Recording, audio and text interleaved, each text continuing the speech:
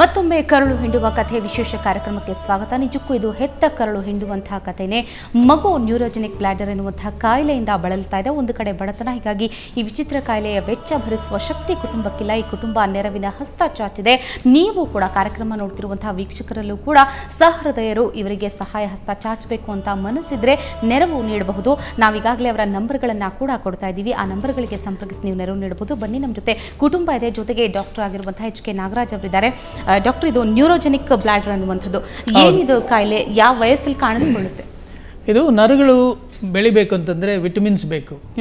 So ಅದಕ್ಕೆ ಗರ್ಭಿಣಿ ಆದಾಗ ವಿಟಮಿನ್ ಮಾತ್ರೆ ಸೇವಿಸಬೇಕು ಅಂತ ವೈದ್ಯರೆಲ್ಲ ಹೇಳ್ತಾ ಇರ್ತೀವಿ. ಈಗ ಸರ್ಕಾರ ಕೂಡ ಅದು ಉಚಿತವಾಗಿ ಕೊಡ್ತೀವಿ ವಿಟಮಿನ್ ಮಾತ್ರೆಗಳಂತ ಈಗ ಹೊಸದಾಗಿ ರೇಡಿಯೋಗಳಲ್ಲಿ ಇಲ್ಲೆಲ್ಲ ಪಬ್ಲಿಸಿಟಿ ಮಾಡ್ತಾ ಇದ್ದಾರೆ. ಸೊ ಯಾವಾಗ ವಿಟಮಿನ್ಸ್ ಕಡಿಮೆ ಇರುತ್ತೆ, ಈ ನರಗಳು ಬೆಳೆಯೋದಿಲ್ಲ. ಸೊ ಈ ನರಗಳು ಹಿಂದ್ಗಡೆ ಬೆನ್ನಿಂದೆ ಪೂರ್ತಿ ಬ್ರೈನಿಂದ ನರಗಳು ಬರುತ್ತೆ ಪೂರ್ತಿ ಕೆಳಕ್ಕೆ, ಬೇರೆಗಳು ಬಂದಂಗೆ ಬಂದು ಮೂತ್ರಕೋಶಕ್ಕೆ ಬೇರೆ ಅಂಗಾಂಗಗಳಿಗೆ ಎಲ್ಲ ಹೋಗುತ್ತೆ. ಈ ಮೂತ್ರಕೋಶಕ್ಕೆ ಹೋಗೋ ನರಗಳು ಅಲ್ಲಿ ಬೆಳೆದಿಲ್ಲ, ವೀಕ್ ಆಗಿದೆ. ಮತ್ತೆ ಹಿಂದ್ಗಡೆ ಒಂದು ಗಡ್ಡೆ ಬಂದಿದೆ, ಅಂದ್ರೆ ಸಿಸ್ಟ್ ಮೆನಿಂಗೋಮೈಲೋಸೀಲ್ ಅಂತ ನಾವು ನಮ್ಮ ಇದರಲ್ಲಿ ಹೇಳ್ತೀವಿ ಮೆಡಿಕಲ್ ಟರ್ಮಲ್ಲಿ. ಆ ಗುಳ್ಳೆ ಬಂದಿದೆ. ಆ ಗುಳ್ಳೆ ಬಂದು ಆ ನರಗಳೆಲ್ಲನೂ ಡ್ಯಾಮೇಜ್ ಆಗಿದೆ. ಸೊ ಈಗ ಆಗಿರೋದ್ರಿಂದ ಮೂತ್ರಕೋಶ ಏನಾಗುತ್ತೆ, ತಾನಾಗೆ ಅದು ಪ್ರೆಸ್ ಮಾಡ್ತಾ ಇರುತ್ತೆ. ನಾರ್ಮಲ್ ಆಗಿ ಮೂತ್ರಕೋಶ ನಾವು ಮೂತ್ರ ಮಾಡಬೇಕು ಅಂತಂದ್ರೆ ನಮ್ಮ ಮೈಂಡ್ ಇಂದ ನಾವು ಹೇಳ್ಬೇಕು, ಈಗ ನಾನು ರೆಡಿ ಇದ್ದೀನಿ. ಬ್ರೈನ್, ನರ್ವ್, ಮಸಲ್ಸ್ ಇದೆಲ್ಲದರ ನಡುವೆ ಒಂದು ಮೆಸೇಜ್ ಇರುತ್ತೆ. ಹೌದು, ಆ ಕಂಟ್ರೋಲ್ ತಪ್ಪಿದೆ. ಈಗ ಮೂತ್ರಕೋಶ ತಾನಾಗೆ ಅದು ಕೆಲಸ ಮಾಡ್ತಾ ಇದೆ, ಬೇರೆ ಕಂಟ್ರೋಲ್ ಇಲ್ದಿರ ಕೆಲಸ ಮಾಡ್ತಾ ಇದೆ.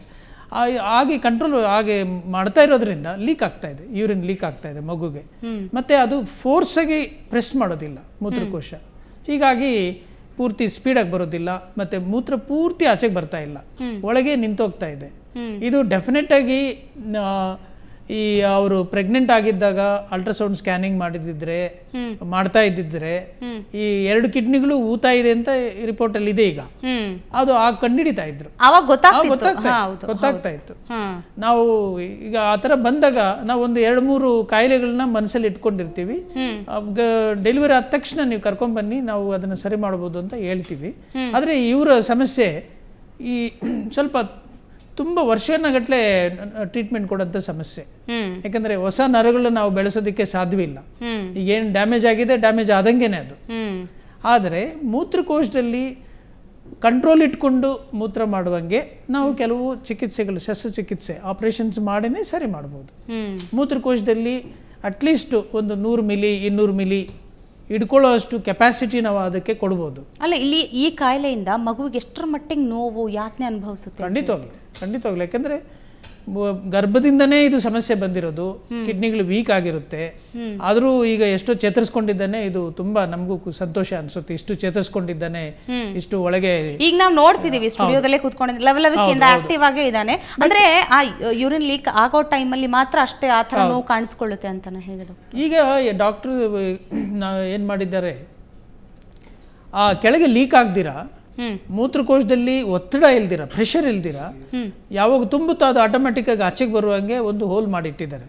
ಅದು ಒಳ್ಳೇದೇ, ಯಾಕಂದ್ರೆ ಅದರಿಂದ ಕಿಡ್ನಿಗಳಿಗೆ ಡ್ಯಾಮೇಜ್ ಆಗದಿರ ಇರುತ್ತೆ. ಇನ್ನು ಸ್ವಲ್ಪ ವಯಸ್ಸಾದ್ಮೇಲೆ ನಾವು ಅದನ್ನ ಸರಿ ಮಾಡಿ ಮೂತ್ರಕೋಶದಲ್ಲೇ ಮೂತ್ರ ತುಂಬದಂಗೆ ಮಾಡಿ ಅವ್ನು ಸ್ಕೂಲ್ಗೆ ಹೋಗೋ ಟೈಮ್ಗೆ ನಾವು ಇವೆಲ್ಲ ರೆಡಿ ಮಾಡ್ಬೋದು. ಕೆಲವು 1-2 ಆಪರೇಷನ್ಸ್ ಬೇಕಾಗುತ್ತೆ. ಖಂಡಿತವಾಗ್ಲೂ ಇದು ಇಂಪ್ರೂವ್ಮೆಂಟ್ ಬರುತ್ತೆ.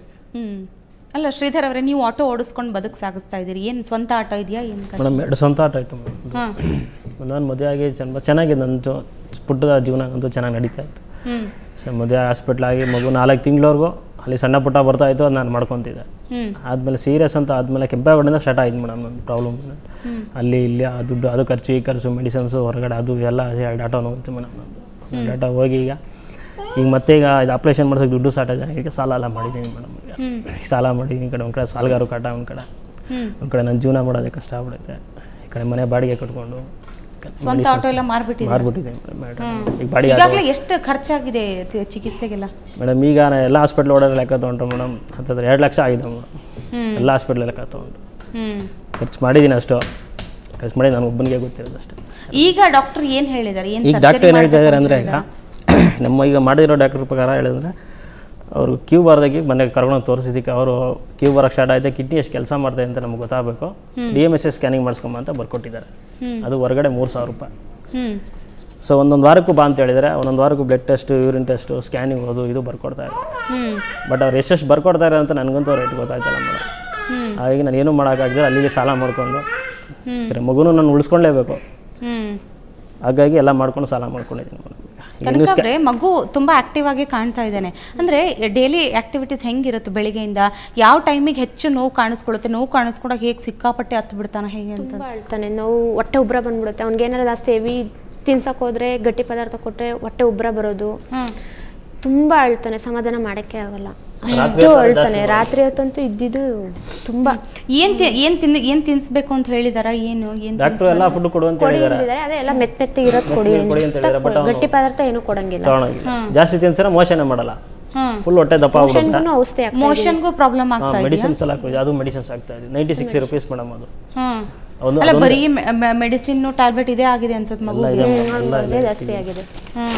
ಅಲ್ಲ, ಮಗುಗೆ ನಾಗಲೇ ಹೇಳಿದೆ ನಿಜಕ್ಕೂ ಸ್ವಲ್ಪ ಹತ್ರೂ ಕೂಡ ಹೆತ್ತ ತಾಯಿಗೆ ಎಷ್ಟು ನೋವಾಗುತ್ತೆ ಅಂತ ಗೊತ್ತಾಗುತ್ತೆ. ಅಷ್ಟೊಂದು ಅಳ್ತಿರುವಾಗ ಹೆಂಗೆ ಸಮಾಧಾನ ಮಾಡ್ತೀರಿ ನೀವು ಮಗುಗೆ? ಒಂದೊಂದು ಟೈಮ್ ನಾನೇ ಫುಲ್ಲು ಅಳ್ತೆ, ಎಷ್ಟು ನನಗೂ ಅಳು ಬಂದ್ಬಿಡುತ್ತೆ ಅವನು ಇದು ಮಾಡಬೇಕಾದ್ರೆ. ಆದರೂ ಏನೋ ತುಂಬ ಎತ್ಕೊಂಡು ಇದು ಮಾಡಿ ಸಮಾಧಾನ ಮಾಡಿ ಕಿರಿಸ್ತಾನೆ ಮೇಡಮ್. ಒಂದೇ ಸಮ ಕಿರಿಸ್ತಾನೆ, ಮಾಮ್ ಅಂತ ಕಿರಿಸ್ತಾನೆ. ಎಷ್ಟು ಸಮಾಧಾನ ಮಾಡೋದು, ಕಂಟ್ರೋಲ್ಗೆ ಸಿಗಲ್ಲ. ಅಲ್ಲ, ಆ ಟೈಮಿಗೆ ಏನಾದರೂ ಸ್ಪೆಷಲ್ ಮೆಡಿಸಿನ್ ಹಾಕಬೇಕು ಅಂತ ಹೇಳಿದಾರೆ? ಏನಿಲ್ಲ ಮೇಡಮ್, ಜ್ವರಕ್ಕೆ ಒಂದೊಂದು ಕೊಟ್ಟಿದ್ದಾರೆ, ಜ್ವರಕ್ಕೆ ಒಂದೊಂದು ಟ್ಯಾಬ್ಲೆಟ್ ಟಾನಿಕ್ ಕೊಟ್ಟಿದ್ದಾರೆ. ಒಂದೊಂದಕ್ಕೂ ಏನೇನು ಬರುತ್ತೋ ಅದೊಂದು ಹಾಕಿ ಕಂಟ್ರೋಲ್ ಆಗಿಲ್ಲ ಅಂದರೆ ಕರ್ಕೊಂಬನ್ನಿ ಅಂತ ಹೇಳಿ ಈಗ ಥರ ಹೇಳ್ತಾ ಇದ್ದಾರೆ. ಎಲ್ಲದಕ್ಕೂ ಸಿರಪ್ ಹಾಕೊಂಡು ಇದು ಮಾಡ್ತಾ ಇದ್ದೀನಿ. ಓಕೆ, ನಿಮ್ಮೆಲ್ಲರ ಜೊತೆ ನಾನು ಮತ್ತಷ್ಟು ಮಾತಾಡ್ತೀನಿ. ಈ ಕುಟುಂಬ ನೆರವಿನ ನಿರೀಕ್ಷೆಯಲ್ಲಿದೆ, ಖರ್ಚು ವೆಚ್ಚ ಭರಿಸೋ ಶಕ್ತಿ ಇಲ್ಲ. ಹೀಗಾಗಿ ಈಗಾಗಲೇ ನಾವು ಇವರ ನಂಬರ್ಗಳನ್ನು ಕೂಡ ಕೊಡ್ತಾ ಇದ್ದೀವಿ. ಇಚ್ಛಿಸೋರು, ಸಹಾಯ ಮಾಡಲಿಕ್ಕೆ ಇಚ್ಛಿಸುವಂಥವರು ಈ ನಂಬರ್ಗಳಿಗೆ ಸಂಪರ್ಕಿಸಬಹುದು. ಈ ಬಗ್ಗೆ ಮತ್ತಷ್ಟು ಮಾತಾಡ್ತೀವಿ. ಅದಕ್ಕೂ ಮೊದಲೊಂದು ಸಣ್ಣ ಬ್ರೇಕ್.